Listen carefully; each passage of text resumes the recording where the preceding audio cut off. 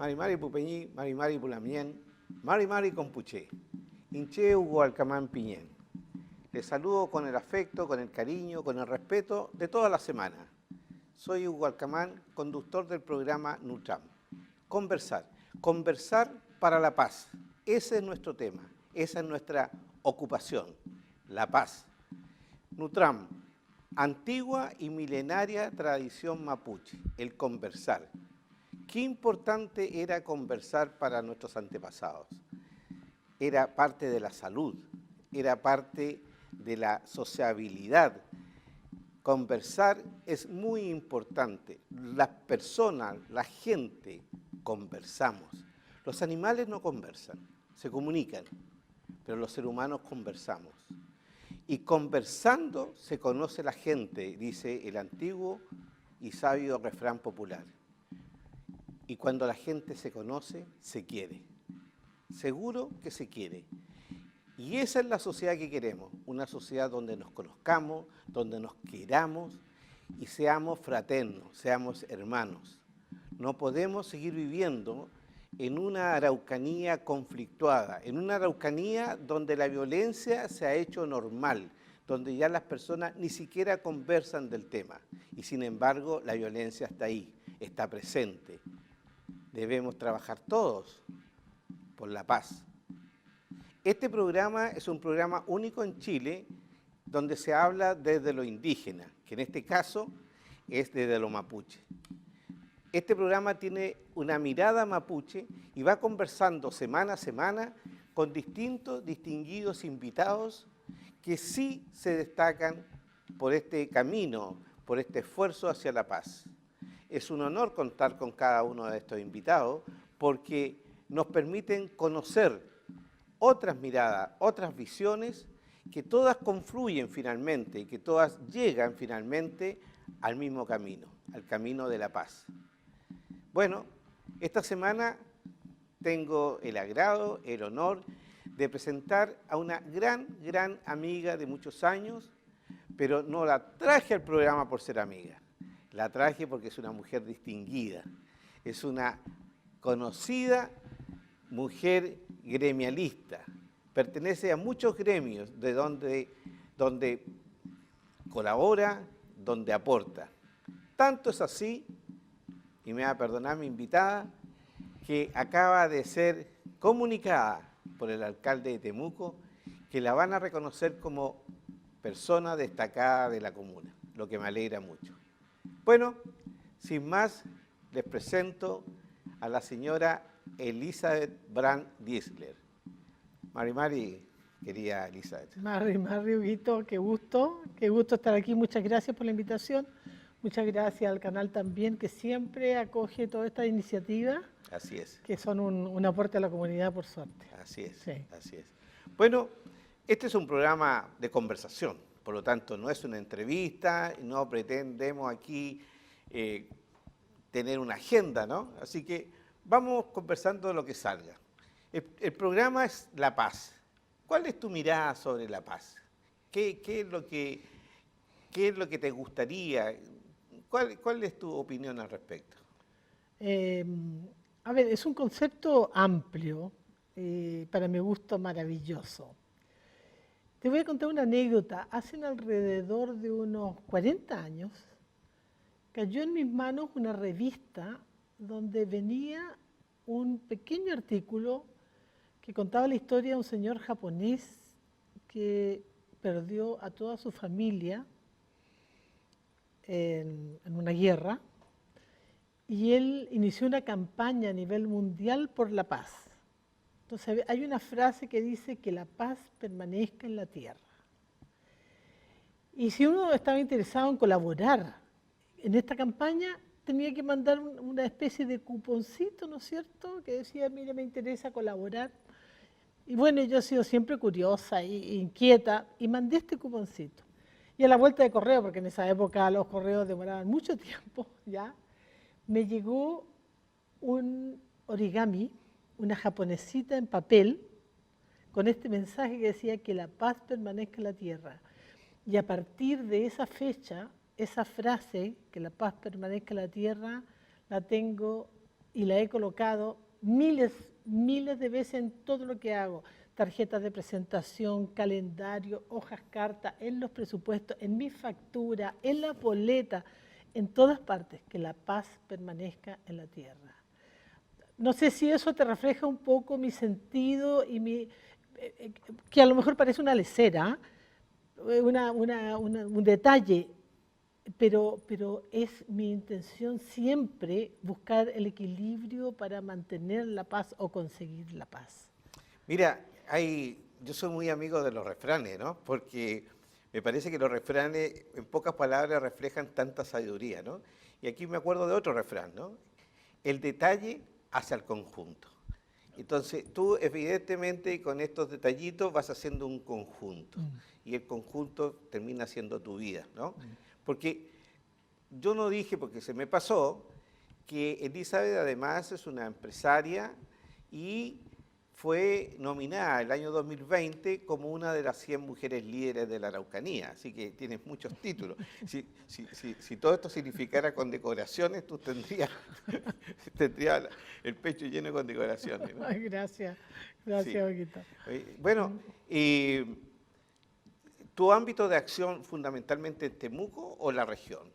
En la región, si consideramos que participaba yo en Hotel Araucanía, representando a nuestra región en la parte de hotelería, turismo y gastronomía. Hotelga. Hotelga.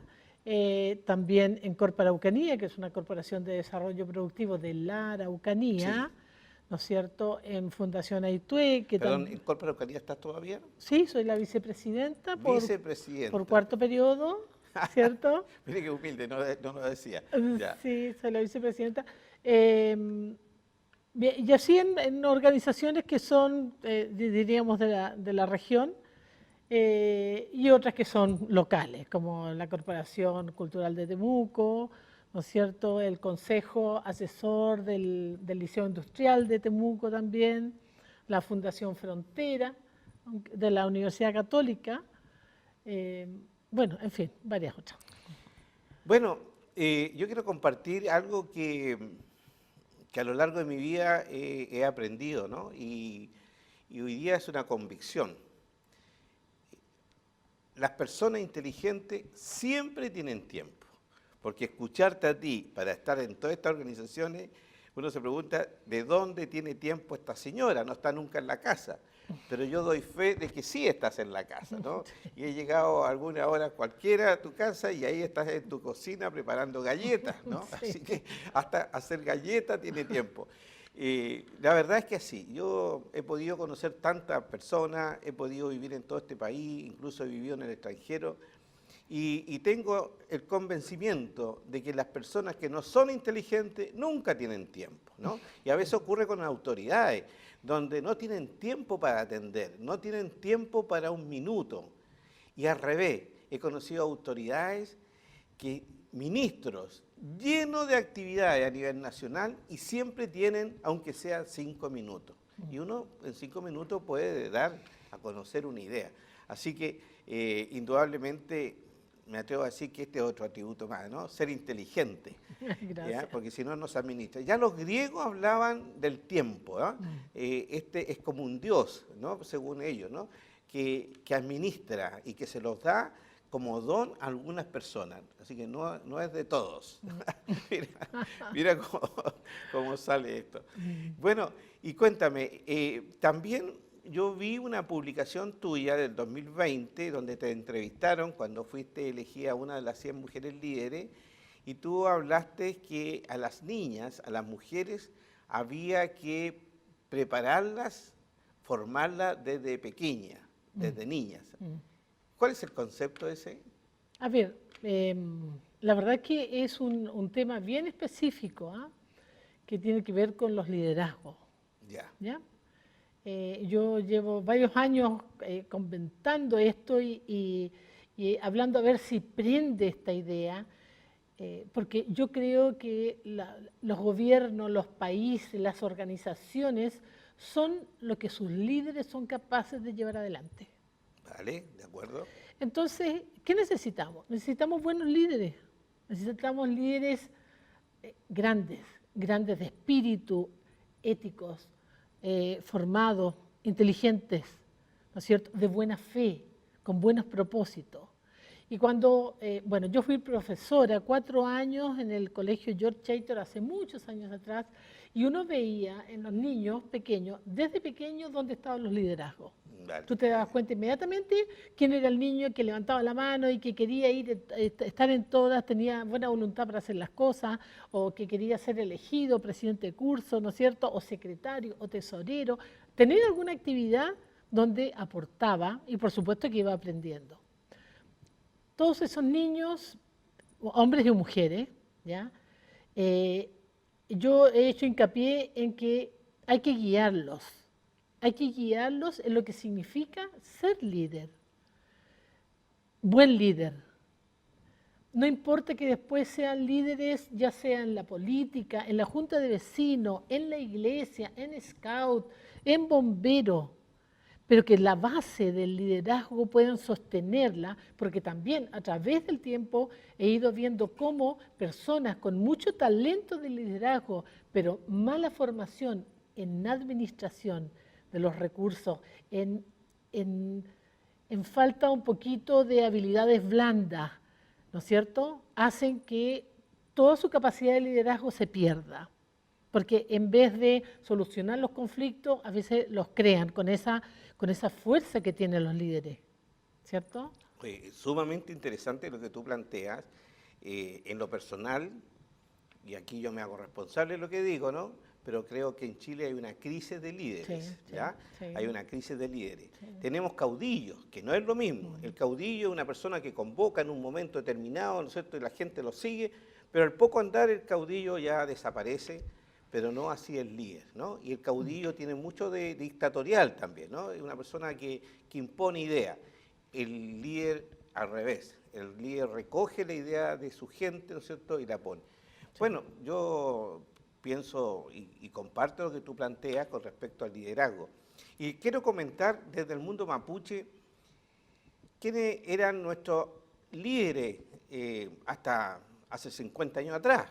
Desgraciadamente, de 50 años a la fecha, el pueblo mapuche ha ido cambiando, porque la urbanidad ha ido llegando al campo. Ya no es cosa de salir del campo o de la tierra para llegar a la ciudad. Ahora la ciudad llega al campo, y llega al campo con el internet, llega al campo con la electricidad, llega al campo con el agua potable, ¿no es cierto?, y de muchas maneras, ¿no? Entonces, hay una transformación que en algún programa más adelante lo vamos a conversar sobre qué significa ahora ser mapuche en este siglo XXI. Pero me voy a remitir, Elizabeth, y perdona que me extienda un poquito, ¿cuáles eran nuestros líderes? Nuestros líderes eran los loncos. Los loncos eran personas que no se elegían. Los loncos no era hereditario, como dicen algunos, ¿no? Necesariamente de un padre a un hijo. Perfectamente podía aparecer un lonco. Ahora, lo normal es que de un lonco, por su ejemplo de vida, uno de sus hijos pueda continuar, ¿no es cierto?, con esa manera de ser, o un sobrino. El lonco era una persona que reunía varias condiciones, ¿no?, y que están establecidas en el Código de Comportamiento Mapuche, que se llama ADMAPU. En este ADMAPU se nos enseña a ser respetuoso, ser persona buena, ser persona sabia, ser persona justa. Ahí tenemos 5 virtudes, ¿cierto?, que el líder tiene que tener. Entonces, cuando uno ve que una persona reúne esto, la comunidad, la familia, el conjunto de familias de un territorio, empieza a pedirle a esa persona buena, sobre todo buena, que lo aconseje, que lo ayude, ¿no? Y bueno, yo tengo el caso de mi abuelo, que mi papá me contaba, que mi abuelo recibía permanentemente personas que tenían problemas. Y el caso que es anecdótico esto, ¿no? Mi papá era un niño y no podía acercarse. Y él veía que bajo un árbol, en una quinta manzana que tenía mi abuelo, a la entrada del predio, recibió una oportunidad a una pareja, ¿no? El hombre venía con sus familiares, la mujer venía con sus familiares, y venían muy enojados y con la intención de separarse, ¿ya? Porque no se soportaban seguramente. Mi papá, como digo, era un niño y estas cosas no las interpretaba bien, pero él vio que venían dos. Y mi abuelo los sentó a la pareja, primero conversó con el hombre, tranquilamente, le dio todo el tiempo, que esa es otra cosa del mundo mapuche, que el tiempo no importa, ¿no? Todo el tiempo que es necesario. Cosa que en la sociedad actual todo tiene que ser cortito, rapidito, ¿no? Aquí el tiempo no corre. Hasta el día de hoy los mapuches somos así. Y luego escuchó a la mujer. Después de haber escuchado a los dos, los llamó y al hombre dice que le hacía así, ¿ah? Como retándolo. ¿Ah? Seguramente el reto de un lonco es un reto cariñoso, ¿no? No un reto agresivo. Y después vio que las dos parejas se tomaron de la mano y se fueron todos felices. Entonces, el lonco es una persona buena, justa, respetuosa, ¿no? Un líder. Un líder. Ese era nuestro lonco. Y es el concepto que tenemos desde el mundo mapuche, ¿no? Entonces, cuando uno lo traslada al mundo chileno, ve que se carece de eso. Y yo me atrevo a decir, Elizabeth, que además de todas las virtudes que tú señalaste y que yo comparto, yo le agregaría el lonco seduce, el lonco no manda, el lonco seduce, ¿no? Convence, eso es una... Y sobre todo da el ejemplo de moralidad, de respeto, de virtudes, ¿ya? Sí. Yo siempre hablo de virtudes porque desde el mundo mapuche son las virtudes las importantes, no los valores, porque los valores cambian en el tiempo, sí. ¿Ah? Cambian en la vida, pero las virtudes son permanentes. Así que compartimos plenamente el concepto y compartimos que la sociedad de hoy día está carente de líderes y lo que tú señalaste muy bien, que hay que empezar a trabajar desde la niñez. Así es, sí. Y eso es un largo plazo, porque estamos hablando 30 años, por lo menos, ¿no? Claro. Claro. Bueno, los líderes siempre tienen, sobre todo los líderes estadistas, se caracterizan por mirar 50 años, dicen, ¿ah? Un líder no mira lo que viene inmediatamente, es capaz de mirar a 50 años y los efectos que va ocurriendo, ¿no? Así que la verdad es que estamos más o menos. Pero yo creo que tú eres una líder, Elisa. Gracias. Sí, sí. Gracias. Ahora, con respecto al pueblo mapuche, ¿cuál es tu experiencia? ¿Cuál es tu mirada? Porque tú has sido siempre, me parece, no sé si será así, una mujer urbana, ¿no? Sí, efectivamente. Nunca fuiste rural. No. Tu papá era médico, tengo entendido. Sí. ¿Ya? Sí. Y un médico muy querido. Sí. Sí, ¿no es cierto? Sí. ¿Cuál es tu experiencia desde la ciudad, desde Temuco? Del Fuerte Temuco, porque esto nació como Fuerte Temuco, ¿no? Y después se fue abriendo como ciudad. Pero siempre quedó como de alguna manera psicológicamente, durante muchos años quedó ese rondando que Temuco era como un fuerte. Sí, sí. Mira, yo llegué a Temuco a los 7 años. 7 años. A los ¿De dónde? 7 años, de Santiago. Ah, ya. Y mi papá, habíamos estado 4 años en Arica cuando yo era muy niña y mis hermanos también. Y mi papá buscando un futuro para esta familia de 6 hijos. Cuando él tuvo 15 años, vino con mi abuela a pasear al sur y se enamoró de la Araucanía. Entonces siempre tenía en su mente que algún día iba a volver. Y con mi mamá llegaron en el año 60, mi papá llegó antes del terremoto, lo pilló el terremoto aquí y él como médico lo acuartelaron. Ah, mira. No pudo salir de la región a buscar, ¿no? Porque mi mamá lo estaba esperando con nosotros 6. Y esto lo supe por unas cartas que encontré hace 2 años atrás en una carpeta de mi madre, muy impresionante, porque él le va escribiendo todos los días una carta a mi mamá contándole lo que estaba sucediendo con el terremoto. Perdona, eso es lo maravilloso de las cartas, ¿no? Sí. Que se va relatando la vida, ¿no? Sí. Y va quedando un testimonio muy sólido, ¿no? Sí, claro. Sí. Y él contaba todo lo que tuvo que vivir, tuvo que recorrer la región en esa época a caballo, en camión, en helicóptero, porque si bien es cierto, el terremoto del año 60 aparece como Valdivia, la ciudad más afectada y esa zona, pero nuestra zona fue igual de afectada que Valdivia. Entonces él relata cómo venían las familias de los campos llegando a la ciudad en busca de comida, en busca de cobijo, en busca de salud, ¿ya? Fue una experiencia que yo creo que a él lo marcó mucho y lo hizo también, en esa época la mortalidad infantil era tremenda, entonces él como que hizo unos votos de poder sacar esta región adelante desde el punto de vista de la salud. Mi padre y mi madre fueron personas muy amplias de criterio, de mente, nunca hicieron diferencia y así nos criaron a nosotros. Mira. ¿Sí? Nosotros en la mesa, imagínate, 6 hermanos, todos teníamos derecho a hablar, a discutir, siempre habían grandes debates, ¿ah? A veces con finales no muy tan felices, pero ¿Cuántos hombres, cuántas mujeres? 3 hombres y 3 mujeres. No, Equilibrados. muchas vivencias muy, muy, muy interesantes. Bueno, yo llegué al Colegio Santa Cruz, que era un colegio de niñas, Sí. ¿no es cierto? Donde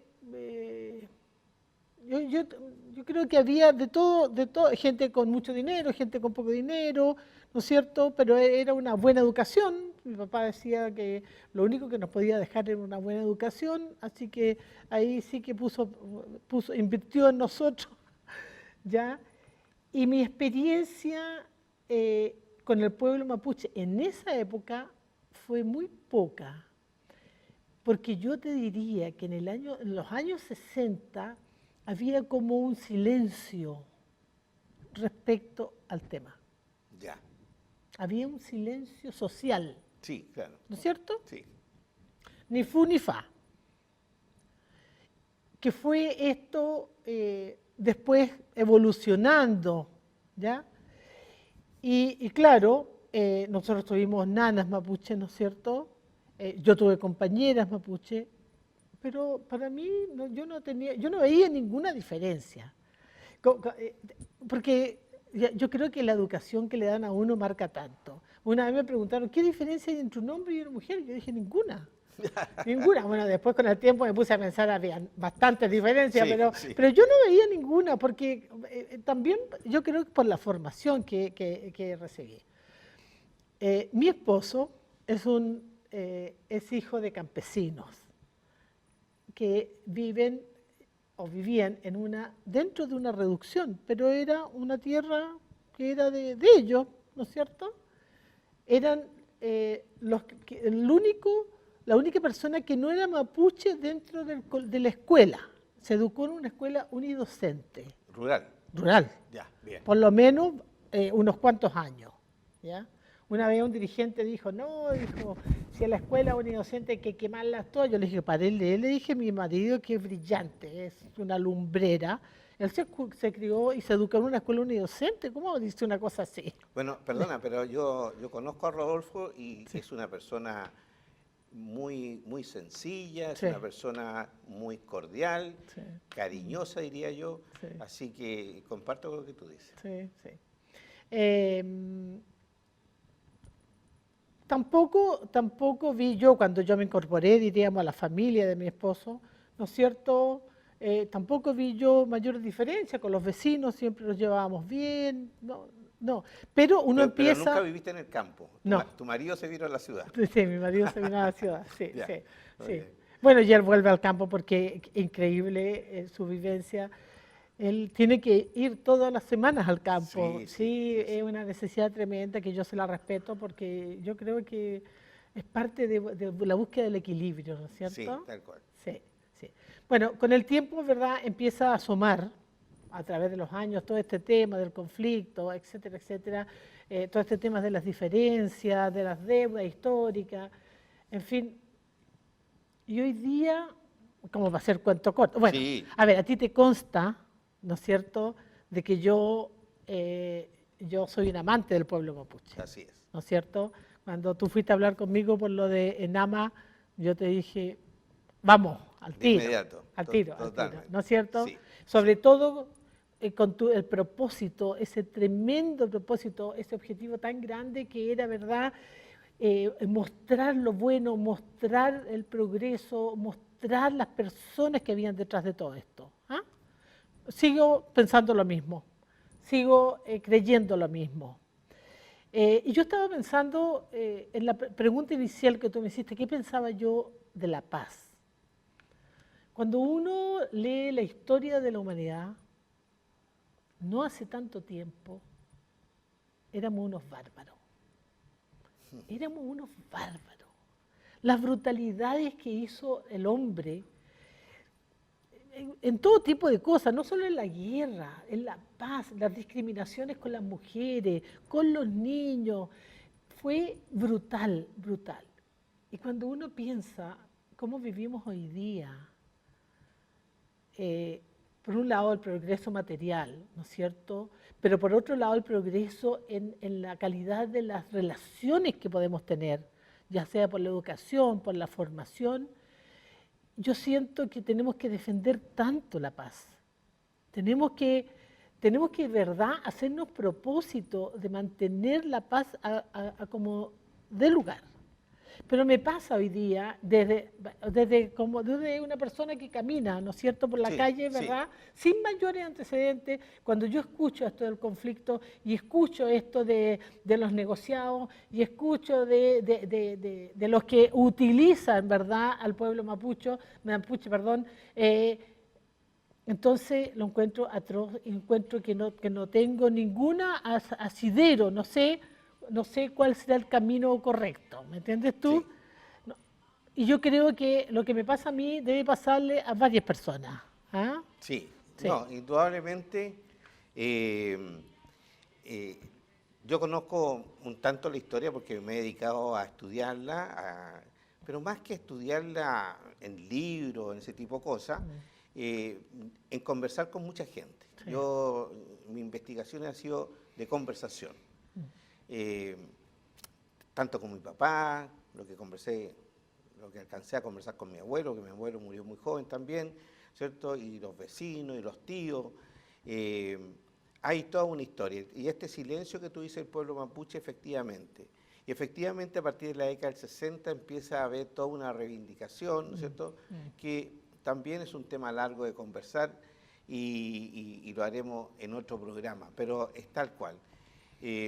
Bueno, mira, Elizabeth, la verdad es que lo que tú señalas, yo solamente puedo corroborarlo, porque efectivamente cuando tuvimos esta iniciativa, ¿no es cierto?, de crear una organización para mostrar cuánto ha avanzado el pueblo mapuche en la integración en la sociedad chilena. Y yo quiero dejar claro lo siguiente, ¿no?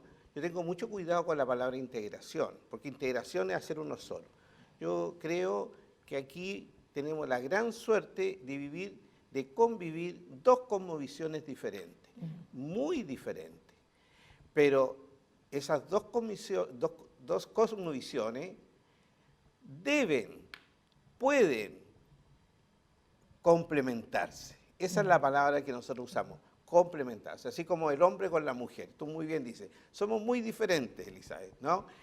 Somos iguales en dignidad, somos iguales, ¿no es cierto?, en respeto, pero somos diferentes porque somos complementarios, ¿no? Un hombre no puede embarazarse, ¿cierto? La mujer sí. Entonces, en esa grandeza del hombre y la mujer, ocurre también si uno lo mira hacia los pueblos, ¿cierto? Y el pueblo mapuche tiene mucho conocimiento, mucha sabiduría que se puede aportar.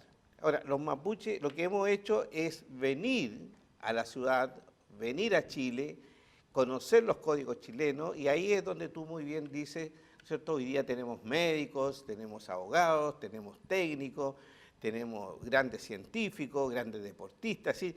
Hoy día el pueblo mapuche, con distintas personas, ya está en esta incorporación a Chile. Lo que a nosotros nos gustaría como mapuche es que ahora los chilenos no mapuche vengan al mundo mapuche, ¿no? Y sepan, ¿no es cierto?, respetar un bosque, sepan qué es la tierra en cuanto a las energías, en cuanto a la vida, ¿no? Si todos conociéramos los dos mundos, te aseguro que seríamos mucho más sabios. yo creo que el pueblo mapuche hay que ponerle atención, no es porque sea el pueblo que yo de alguna manera represento, pero de alguna manera estamos siendo competentes dos mundos, ¿no? Y el chileno no mapuche está siendo competente en un mundo. Y en un mundo globalizado tiene más ventaja el que tiene competencia en varios mundos. Es como el hombre y la mujer, creo yo. ¿Ah? Hoy día la mujer hoy día puede estudiar, puede sacar título y se pone a la par del hombre.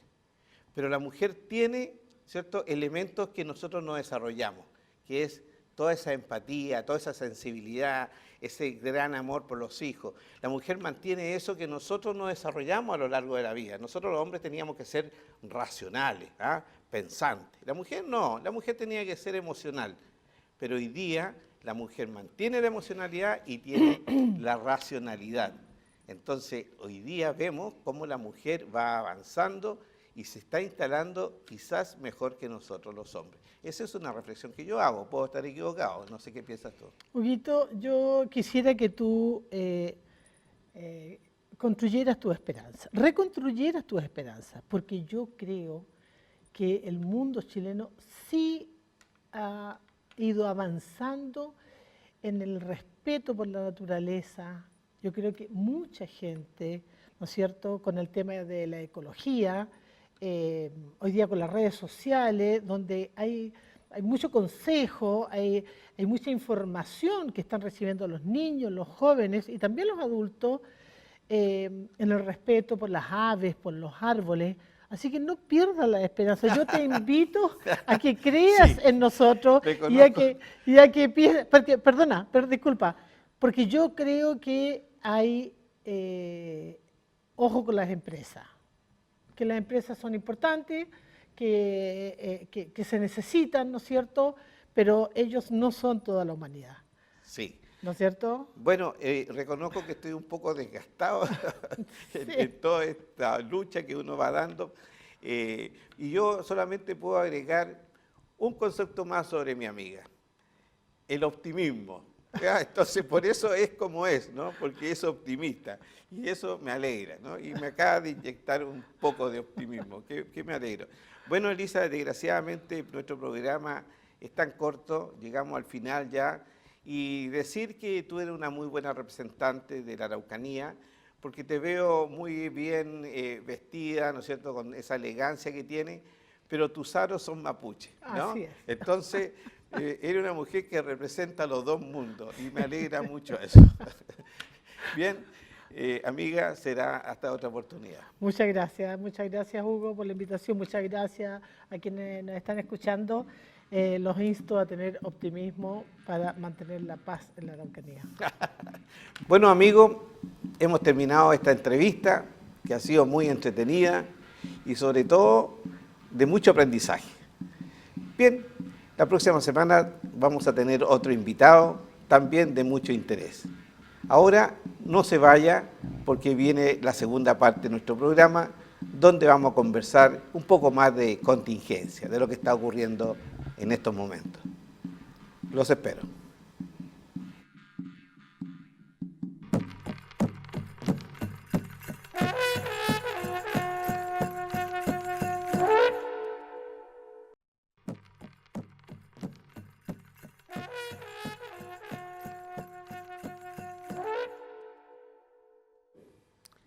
Bien, Pupeñí, Pulamien, hermanos, hermanas, amigos, amigas, todos. Seguimos con nuestro programa de hoy día. La primera parte fue muy interesante, indudablemente. Y en esta segunda parte, como siempre, nuestro amigo y ya no es invitado, ya es parte del programa, ¿no? Así que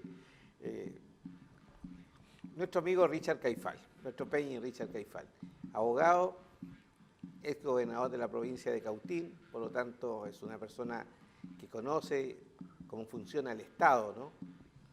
Ha sido asesor de la CONADI, por tanto conoce cómo funciona la institución indígena en Chile. Y bueno, de mucha experiencia. Y vamos a conversar sobre temas que están ocurriendo en la actualidad. Bueno, estamos en el verano, hace calor todavía, y ustedes me permiten, me voy a remangar las mangas, porque la verdad las cosas es que hace un tanto de calor, ¿no? Bien, Mari Peña y Richard.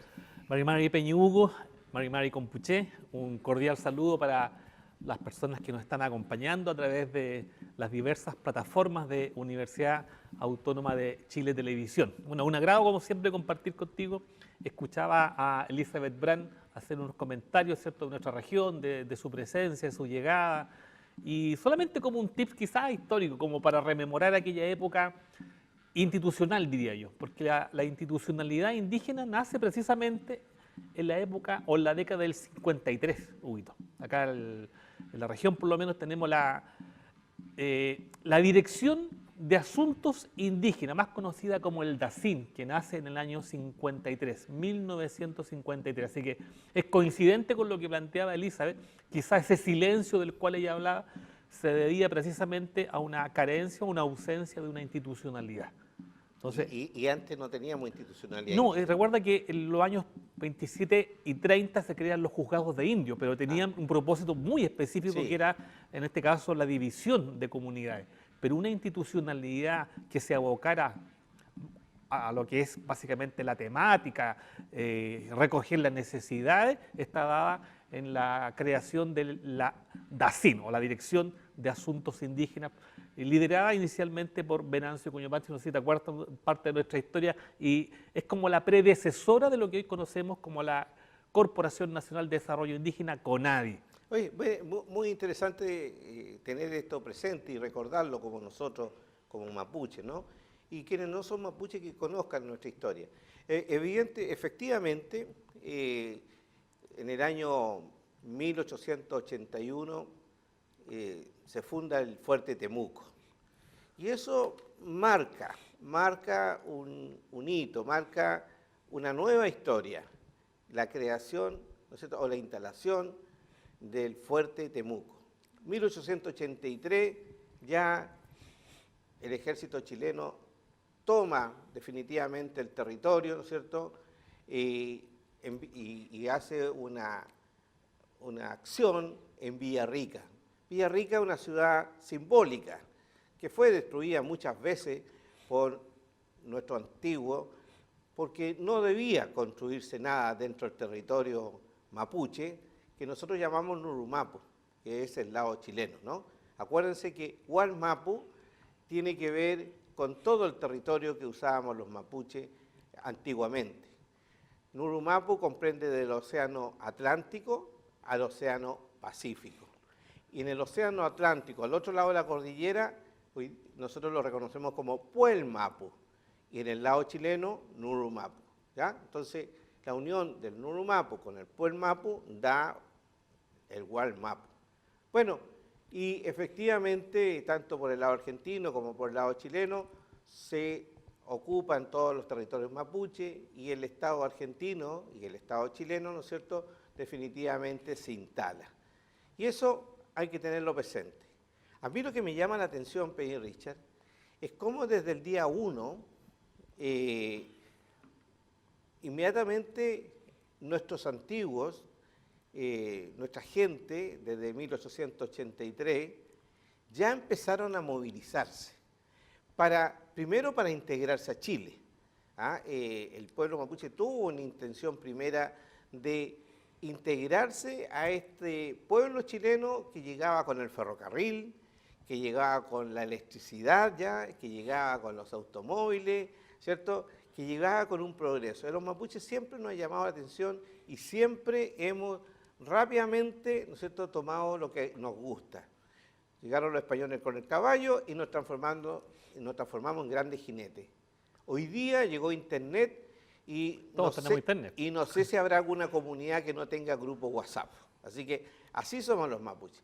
No somos personas que rechacemos los adelantos tecnológicos, ¿no es cierto?, o lo que nos conviene. Todo lo contrario, lo tomamos sin dejar de ser mapuche. Entonces, aquí veo que se hizo un trabajo silencioso, porque ya teníamos un diputado, incluso antes. 1926. 1926, ¿no es cierto? Ya tuvimos un diputado. Es notable que en 30, 40 años ya teníamos un diputado. Eso, para llegar a ser diputado, fueron muchos años de trabajo, ¿no? Y Candidata a diputada también en el mira, 31 creo que fue. candidata a diputada, Sí. una mujer mapuche, ¿no? Entonces, quizás la sociedad chilena no mapuche mantenía o no sabía lo que estaba ocurriendo, ¿no? Porque esta región cada uno vivía como en su mundo y el pueblo mapuche se movilizó desde el primer día y la prueba está con estos candidatos, con este diputado, y finalmente en 1953, como muy bien dices tú, Richard, ¿cierto?, se instala una institucionalidad. Y todavía, como decía muy bien nuestra amiga, que conoce muy bien la región, había como un silencio, como que no se sabía qué estaba pasando con los mapuches. Y efectivamente, a partir de los años 60, sí hay una irrupción, hay una llegada a la ciudad, ¿cierto?, de un pueblo mapuche que reivindica, ¿cierto?, respeto, dignidad, derechos. Bueno, y dentro de la lógica institucionalidad seguimos con la entrada en vigencia de la ley 17.729, que es la antecesora de la actual ley indígena, la creación o la transformación del DACIN al IDI, que es el Instituto de Desarrollo Indígena, que después fue como parte del INDAP, y finalmente la materialización de este acuerdo imperial que se transforma en la corporación, primero la CEPI, si algunos se acuerdan, Sí. la Comisión Especial de Pueblo Indígena, que era el ente encargado de concretar estas reivindicaciones, y de ahí la ley indígena 19.253 y lo que conocemos como CONADI al día de hoy. Eso es como parte de lo que ha ocurrido. Y yo le agregaría en el año 2008 la ratificación del convenio 169, que también marca un antes y un después. Sí, por supuesto. Pero el tema que yo te traía para el día de hoy no tiene que ver con la institucionalidad, sino que algo que está ocurriendo no solamente acá en Chile, sino que también en Argentina, y tiene que ver con la creación en Chile la entrada en vigencia de la ley antiterrorista, ¿cierto? Bien. Y la calificación de grupo terrorista, en este caso a la resistencia ancestral mapuche en Argentina. Y eso va a generar de algún modo también algo de resistencia inicial, porque se cambia o se deroga totalmente lo que era la antigua ley antiterrorista, que era la ley 18.314, ¿cierto? Se derogó esa ley y ahora el 12 de febrero entró en vigencia la nueva ley antiterrorista en Chile. ¿Esa ley antiterrorista anterior es más completa o más incompleta que la actual? Tenía elementos que la hacían cuestionable porque no había una clara definición de lo que era el terrorismo. ¿Ya? Por lo tanto, este ánimo de cometer un acto terrorista se transformaba en un obstáculo, en este caso para los intervinientes, ¿no?, ya sea el Ministerio Público, querellante o defensores, para poder determinar cuál era la conducta que debía sancionarse. ¿Y esa ley antiterrorista anterior, de qué fecha viene, más o menos? Estamos hablando del régimen militar aproximadamente. Del régimen Sí. militar, ya. Y la novedad es que hoy día... No, perdóname, pero yo aquí voy a hacer algo sarcástico, ¿no? ¿Sí? Que me llama la atención, ¿no? Y lo quiero dejar presente. Quizá en la casa a algunos no les gustará, ¿no? Pero cada uno tiene su opinión y yo se lo digo con mucho respeto. Me llama la atención que efectivamente había una ley antiterrorista que no era tan, como muy bien dices tú, tan precisa, era algo ambigua. Y con este gobierno del Frente Amplio, que se supone que es muy reticente a este tipo de leyes, nace, ¿no es cierto?, se dicta una ley mucho más fuerte antiterrorista, lo que son las inconsecuencias de la historia. La ley 21.732, para que nuestros amigos también la puedan buscar en internet y puedan ir también analizándola, porque hay elementos muy importantes. Y hoy día la nueva ley establece una sanción por el solo hecho de ser parte de una asociación terrorista, o sea, sin cometer delito alguno. Tú eres parte de una asociación terrorista, AT, como en este caso lo determina la ley, ya eres una persona que puede ser condenada. Es decir, basta que yo diga pertenezco. Claro, tú eres parte de una organización, de una asociación terrorista, ya eso es un delito. O sea, sin siquiera cometerlo, por ser parte de esta organización. Interesante la novedad, digamos. Lo Sí, que, es importante porque hay gente que de repente, por ser chistosa, ¿cierto?, dice, no, yo soy terrorista, dice, ¿no? Claro. Y eso le puede costar ser detenido, cárcel, investigación y todo lo demás. Sí. Es como cuando hay algunos bromistas que dicen lleva una bomba cuando se va a subir al avión. Claro. Lo detienen de inmediato, ¿no es cierto? Lo bajan del avión, lo detienen, investigan y después lo soltarán porque es una broma.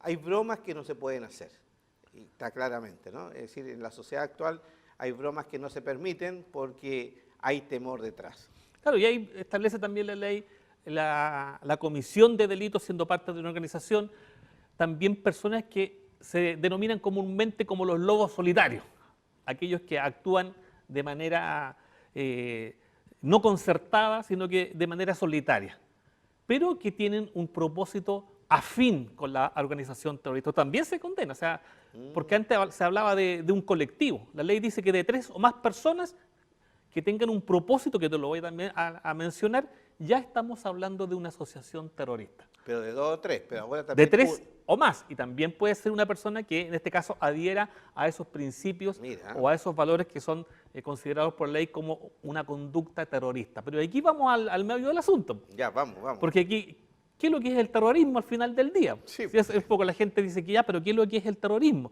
Y aquí es donde la ley hace una aclaración con la antigua ley y dice que en este caso aquellos delitos que tengan por objetivo o fines socavar o desestabilizar las estructuras políticas, sociales, económicas de un Estado democrático. Eso como primera cosa, o sea, socavar o desestabilizar. Segundo aspecto, imponer, en este caso, una decisión a la autoridad. Oiga, deje libre a tal o cual persona. Si usted no la deja libre, nosotros vamos a quemar tal cosa. Eso es imponer. O inhibir, dice la ley también. Oiga, no presente querella en contra de tales personas porque vamos a provocar tal acto terrorista. Imponer o inhibir. Y lo último, y eso está bien relacionado con la región, la última frase, aquellos delitos que tengan la aptitud, mira, que tengan la aptitud de someter o desmoralizar a la población civil o a una parte de ellas. Me refiero, por ejemplo, a los agricultores. Si este delito tiene la aptitud de desmoralizar, ¿cierto?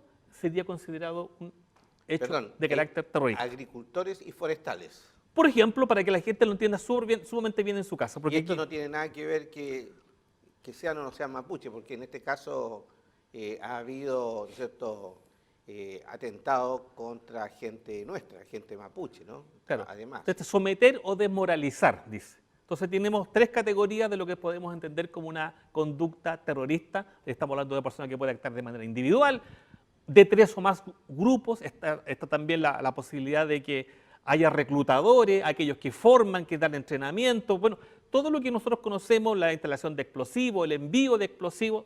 Y además te impone una obligación también esta ley, en el artículo número 21, del futuro Ministerio de Seguridad Pública. Porque eso también va a significar quizás un nuevo desafío, porque debe de entregar una estrategia, un plan estratégico para, en este caso, para combatir o prevenir las conductas terroristas en nuestro país. Y eventualmente también la obligación, porque no es facultativo, está la obligación de cómo reparamos a las víctimas de delitos terroristas. O sea, es una ley que de algún modo, como digo, subsana los defectos o los vicios que tenía la ley anterior, pero que entrega también nuevos elementos, y esto es lo que es el desafío de Chile, la seguridad. Por eso estaba hablando de aspectos muy superficiales de la nueva ley antiterrorista, pero el principal problema que tiene nuestro país el día de hoy es la seguridad, y también el tema de los migrantes. O sea, es una realidad, y creo que ahí, a mi modo de entender, no hay lugar para tibiezas. Se tiene que actuar con mucha determinación, con mucha claridad, porque es lo que la ciudadanía le está, de algún modo, exigiendo a la autoridad el día de hoy. Sí, bueno, lo ideal es que no tuviéramos estas leyes, indudablemente. Lo ideal es que viviéramos tranquilos, ¿no es cierto?, como 50, 60 años atrás, donde no había rejas, uno no se tenía que enrejar, no tenía que ponerle protección a las ventanas, seguridad, cámara, pero hoy día todo eso hay que hacerlo, ¿no? No solamente por la delincuencia, sino que también por estos actos que te destruyen la vida, te destruyen la casa, te destruyen tus bienes, etcétera. Y esto va para gente mapuche y no mapuche, porque algunos pueden pensar que la ley antiterrorista es solamente, ¿no es cierto?, para defender los intereses de los agricultores, de los forestales, de los parceleros, no mapuche. No, ya hemos visto en estos 34 años que tenemos ya de violencia, un poco menos, en realidad 27 años, ¿no? Claro. De 1997, que acá no se salva nadie, no se salvan parceleros mapuche y no se salvan parceleros no mapuche. Así que es una ley para todos, que a mí no me gustaría que existiera, porque lo ideal es vivir en otra sociedad. Pero tú muy bien dices, Richard, hoy día hay temor en la población, todos tenemos temor en la población, y pedimos este tipo de leyes que nos den algo de tranquilidad. ¿Qué pasa, Hugo, con los grupos delictuales como los maristas, por ejemplo? La Mara Salvatrucha, la Mara 18, el Tren de Aragua, entre otros. Si la comisión de delitos tiene por finalidad socavar o desestabilizar la estructura, en este caso política, económica, social del país, y hacen atentados o cometen delitos graves, obviamente también puede ser considerado delitos terroristas. Hace unos días atrás balearon un helicóptero, pero se tomó la decisión de no, en este caso, presentar alguna acción legal con la nueva ley. Pero el día de mañana esto ha ido increciendo, o sea, si bien es cierto hoy día tenemos un aumento en la gravedad de los ilícitos, porque también contempla la posibilidad de que aquí sean los fiscales, sean los jueces, sean los ministros, sean las autoridades de gobierno las que puedan ser víctimas de un delito de esta envergadura. También se considera un acto terrorista. O sea, Es decir, si la autoridad también actúa como terrorista. no, si se cometen hoy día delitos en contra de estas autoridades. Ya, muy bien. Ya. Entonces, también pueden ser considerados delitos terroristas. O sea, no estamos apuntando solamente a los grupos que existen en la región, como se ha insistido, digamos. Esta ley es para Chile. Estas leyes tienen un carácter general, por eso hablo de los grupos que son verdaderos carteles de la delincuencia, que se han apoderado prácticamente de las regiones del norte de nuestro país y que quizás nosotros que estamos más al sur a veces no logramos dimensionar la gravedad de estos hechos. Sí, bueno, carteles son organizaciones. ¿Ah? Se le dice carteles en el caso de los delincuentes, que se organizan, ¿no? Y se organizan igual que una empresa finalmente. Así que no son delincuentes que actúan solos, ¿no es cierto? O un grupito que... No, aquí son organizados, ¿no? Igual que una empresa, incluso empresas multinacionales. Así que los carteles son empresas de delito, yo diría yo. Y esta ley también sanciona de manera distinta al que ejerce una labor de jefatura, que tiene un mando dentro de esta estructura delictual. O sea, también está establecido de manera muy categórica cómo se va a sancionar. O sea, estamos hablando de penas de más de 10 años, ¿ah? No son sanciones menores. Por el hecho de participar en una organización, ya tú tienes una pena que va de los 5 años y un día en adelante. Pero las otras penas, todas son sobre los 10 años. Ahora, esta ley se publicó, creo, la semana pasada. Sí, el 12 de febrero. Y tú eres abogado y tú me puedes decir, es decir, la ley empieza a regir del momento que se publica. No va para atrás. Así es, no podíamos incluir a los episodios que nosotros consideramos actos terroristas de lo que ocurrió en febrero hacia atrás, Perfecto. para que haya claridad también. Sí. Eso también es importante, ¿eh? Eso es parte de la educación cívica. La ley entra en vigencia cuando se publica en el diario oficial. ¿Y por qué en el diario oficial? Porque se supone que todos los ciudadanos, ¿no es cierto?, sobre todo los ciudadanos mayores de edad, que son ya declarados ciudadanos con derecho a voto, etcétera, deben conocer la ley. Es decir, se da por entendido que una vez publicado, todos debemos conocer la ley. Nadie puede decir, es que yo no conocía la ley, yo no sabía. No, está publicada.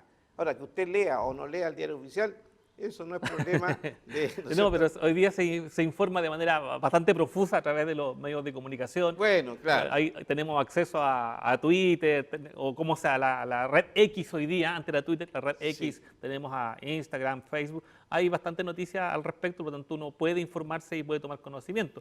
Y más aún ahora cuando también existe la obligación de generar una mayor coordinación con el futuro Ministerio de Seguridad Pública. Porque acá tenemos 3 entidades, estamos el Ministerio del Interior, está el Ministerio de Seguridad Pública, está el Ministerio de Defensa, y es necesario entonces tener una ley que pueda guiar los pasos para también el día de mañana enfrentar con mucha determinación el tema de la delincuencia en nuestro país. y que no ocurra, por ejemplo, que a veces hay organismos de derechos humanos que cuestionan la labor policial. Yo creo que ahí hay un error, o sea, se está dando un mensaje ambiguo, contradictorio. Debemos luchar decididamente contra, ya sea el narcotráfico, el crimen organizado y bandas que están insertas ya en nuestro país. Eso no es una posibilidad, eso es algo cierto, ocurre y está ocurriendo con mayor frecuencia, y creo que la crudeza de los delitos que estamos viendo amerita también una actitud mucho más enérgica.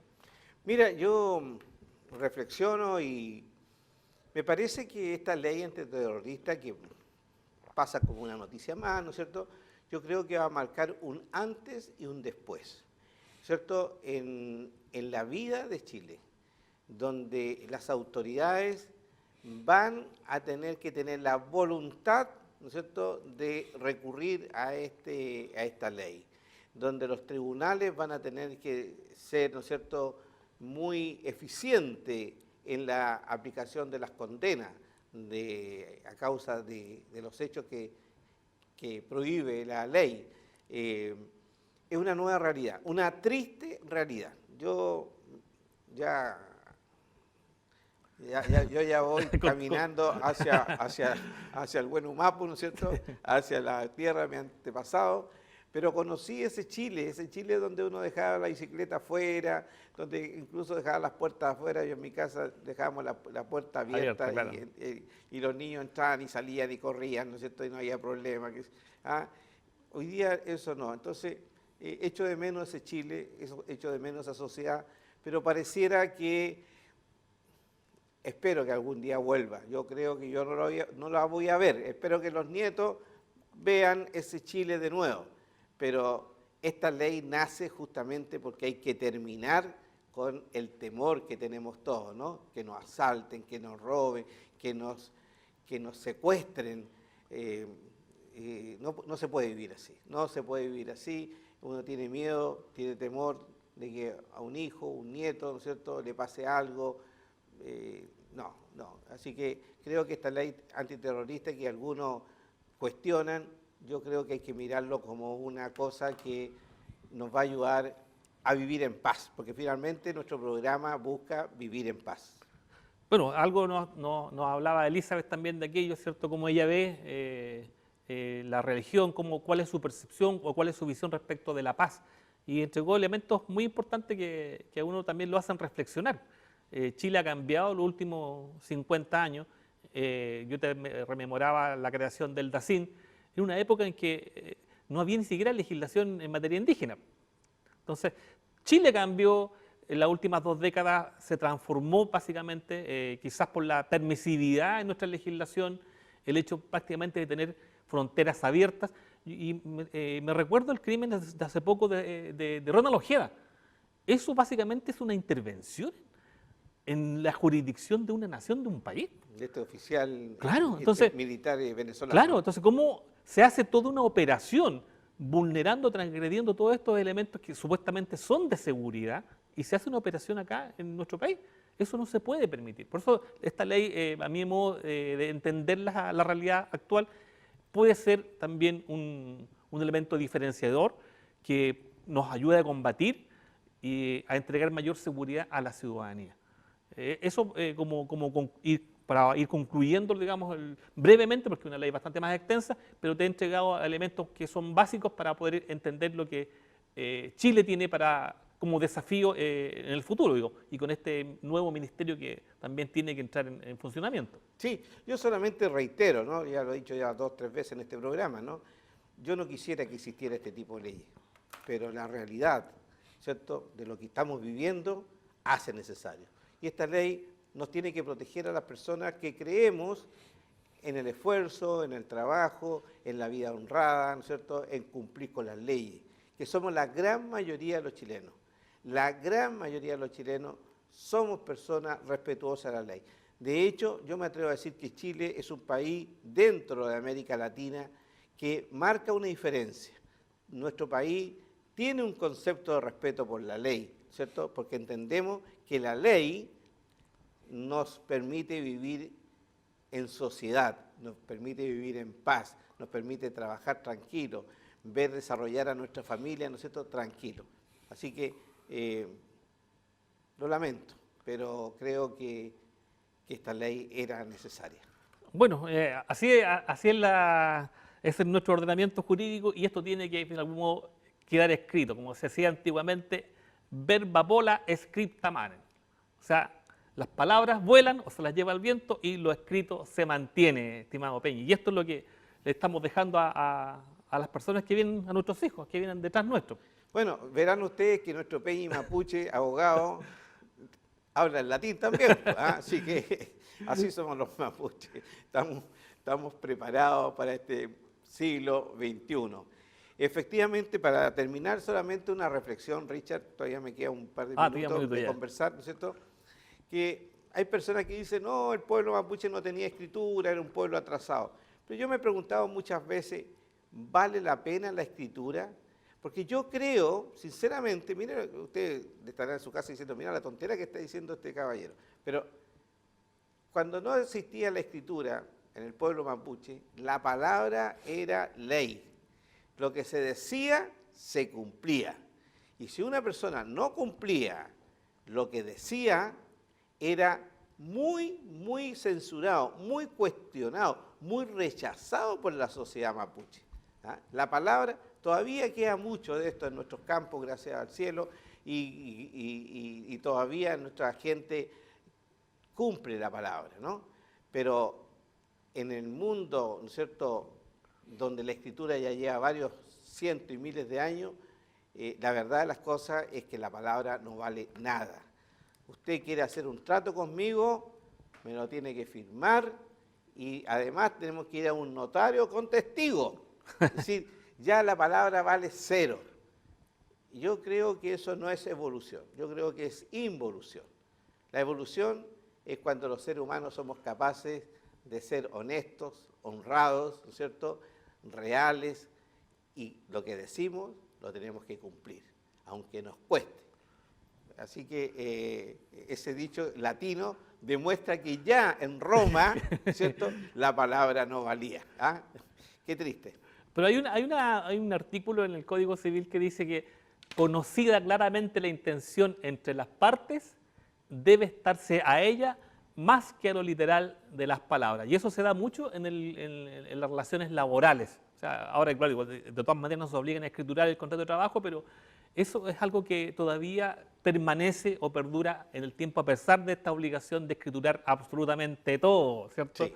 Bueno, siempre hay una ventanita donde entra el rayo de luz, ¿no es cierto?, que da esperanza.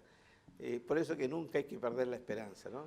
Siempre hay que tener el optimismo que nos inyectaba también Elisa. El optimismo que nos planteó Elisa, ¿no es cierto?, que es parte del liderazgo. Bien, Richard, muy interesante tu aporte hoy día, tu reflexión. Yo creo que todos hemos conocido más de esta ley y de la realidad que estamos viviendo. Así que será para la próxima semana y traeremos otro tema y, como siempre, un agrado. Otro tema de interés. Bien, mis queridos hermanos, hermanas, amigos, amigas, me despido de ustedes hasta el otro viernes.